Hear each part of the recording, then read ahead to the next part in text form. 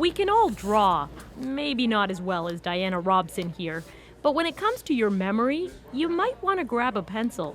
I get carried away with the details and it's a process that leads somewhere, whereas writing, you're just writing it down. She's right. A new study says drawing can light up parts of the brain that writing just doesn't.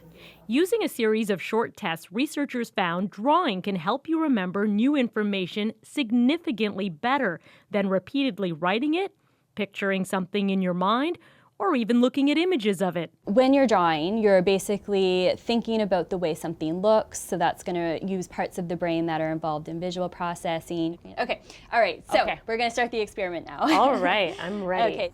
To better understand it, we did a short test, drawing versus writing. Random words appear, and you have 40 seconds to write it repeatedly or draw a picture of it. Clearly, I'm no artist. You drew this, and you also drew this.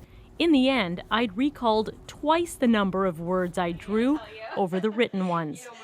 I can see how there's a real difference in the way I'm processing that information, for sure. Yeah, absolutely.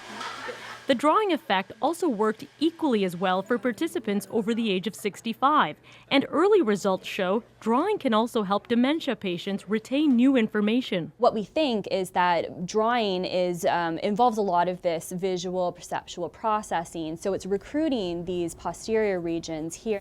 As we age, critical brain structures involved in retaining memory deteriorate, including our frontal and temporal lobes. But visual spatial processing is done in the back, in the occipital lobe. This area remains mostly intact during normal aging.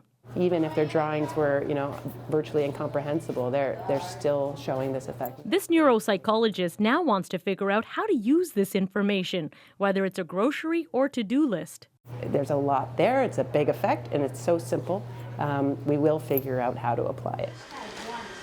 Robson helps seniors get creative and says this year she might change the way she pens her New Year's resolutions.